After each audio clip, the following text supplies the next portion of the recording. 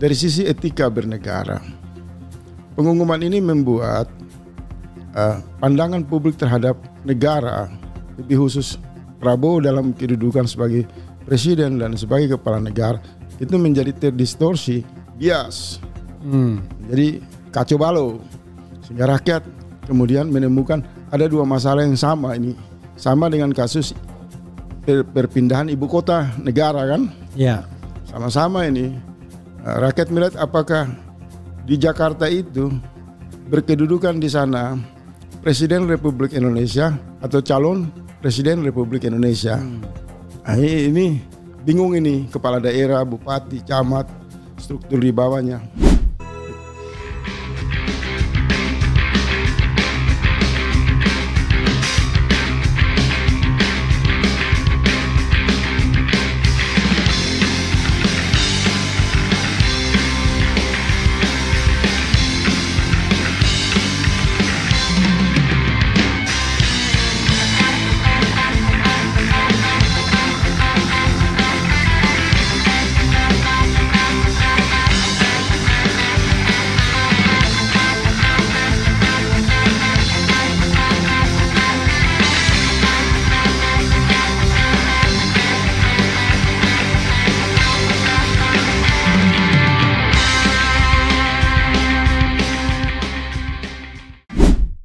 Hidup Jokowi!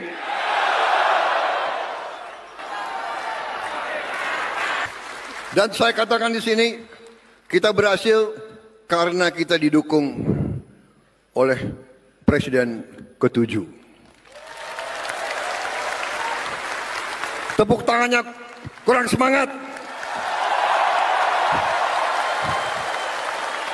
Semangat lagi! Hidup Jokowi!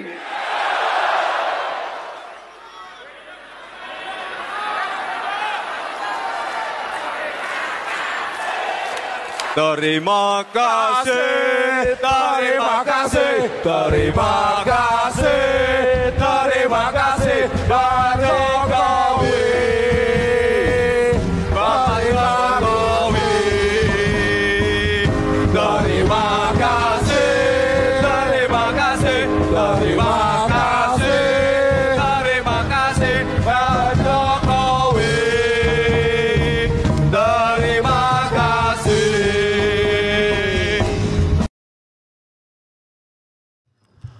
Assalamualaikum warahmatullahi wabarakatuh. Sobat RH sekalian, jumpa lagi kita di channel yang keren ini. Keren cadas. Merdeka. Oh, bukan merdeka. Revolusi. Jawab tadi. bilang apa ya? Terima kasih Jokowi, luar biasa. Terima kasih rakyat. Luar biasa saudara sekalian. Jadi saudara sekalian, ini fenomena sosial politik yang rasanya perlu juga ya kita bahas dengan dengan orang yang suka membahasnya ya pastinya ya. Faisal Assegaf. Assalamualaikum warahmatullahi wabarakatuh, bro. Waalaikumsalam, Abang Dan. Jadi kalau kaki saya suka goyang-goyang, bukan karena tremor. Kenapa itu, Bang? Bukan karena juga ada yang kemarin yang diwawancara Najwa Shihab goyang-goyang kakinya kan. Kalau saya goyang-goyang bukan karena tremor, bukan karena apa-apa, karena suka ngantuk aja. Tetapi ini pasti tidak ngantuk karena kita akan bicara mengenai fenomena terbaru ya. Ada ulang tahun partai yang dianggap partai terbesar ya, walaupun cuma nomor 3 sesungguhnya. Karena kebetulan ketua umumnya menjadi Presiden Republik Indonesia. Semua orang pada datang setor muka. Tapi dia yang tadinya orang berpikir akan mengeluh-elukan dia, ternyata dia sangat berendah hati untuk memuja-puji presiden sebelumnya yang dia yakini sebagai asbab menangnya dia dalam Pilpres. Wah, ini sampai kemudian yang bersangkutan tersenyum simpul dan ada bocil di sebelahnya juga tersenyum juga. Faisal Assegaf, apa yang Anda ingin mulai komentari dengan fenomena yang baru saja kita lihat tadi dan mungkin pidatonya sudah Anda lihat secara keseluruhan. Ya, pertemuan HUT Gerindra dan pidato Prabowo yang viral ya. Ya. Dan lebih fokus pada beberapa isu.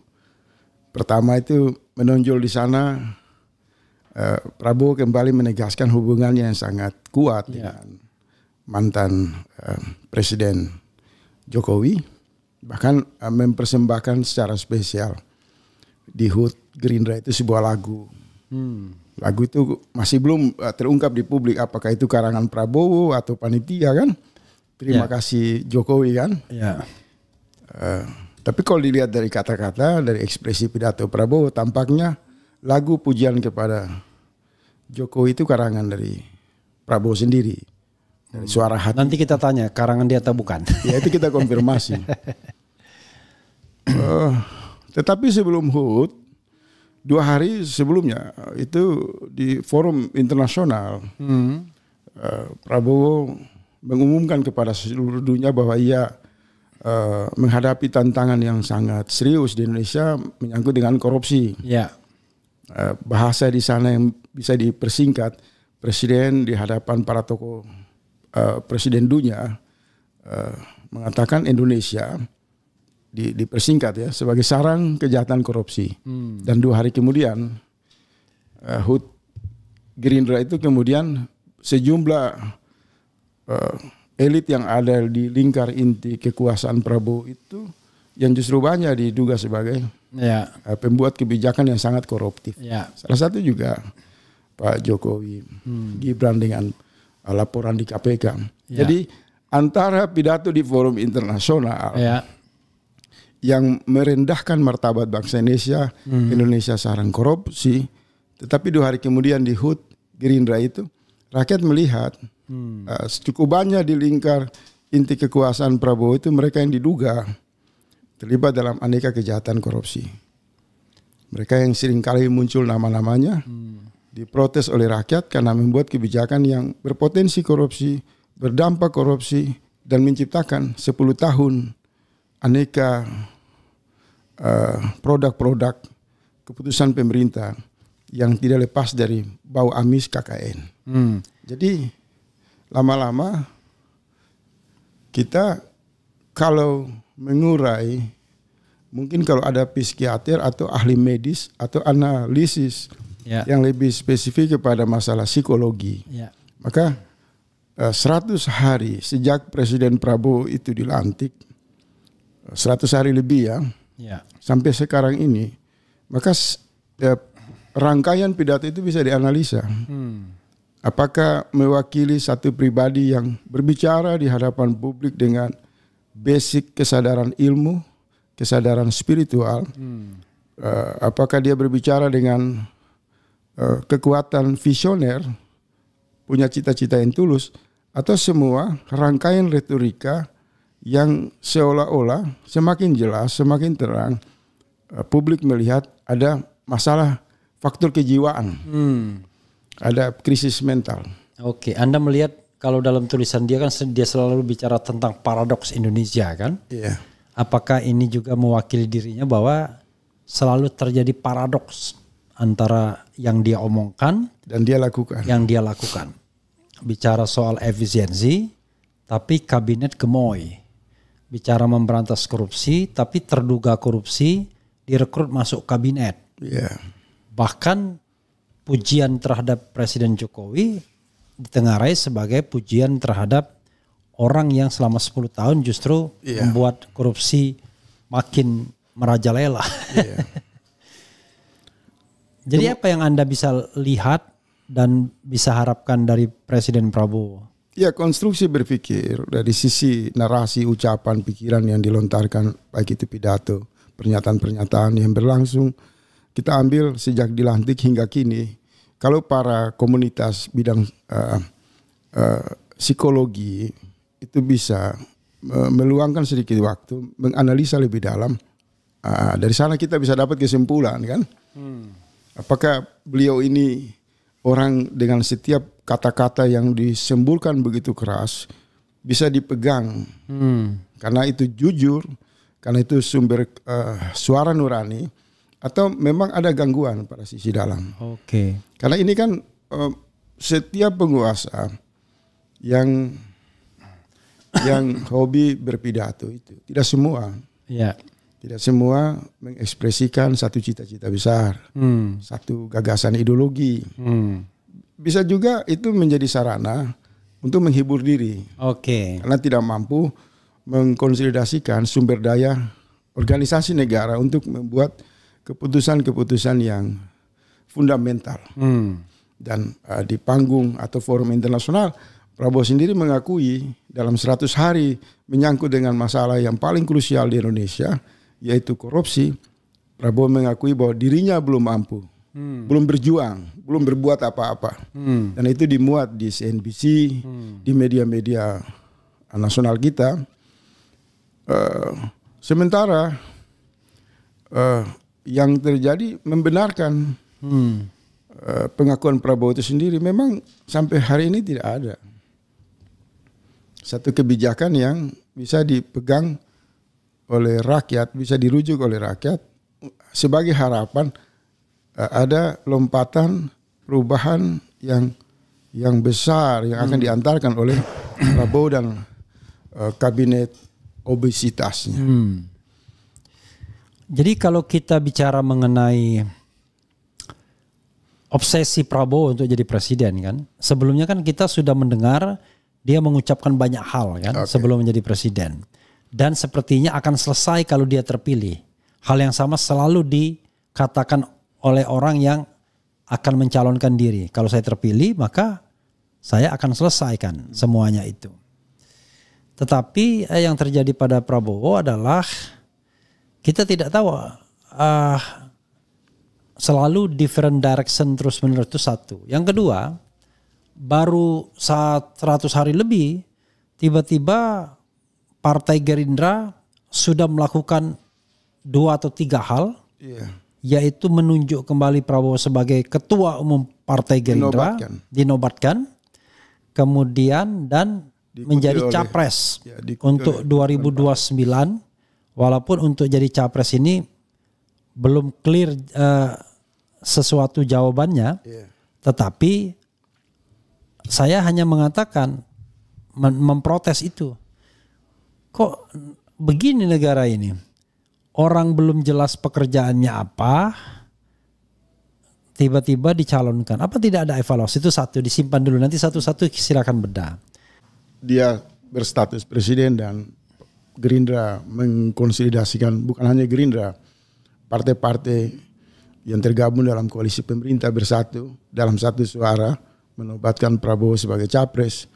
Ini bisa dilihat dari banyak aspek. Dari kebutuhan saluran politik, Pilpres masih jauh.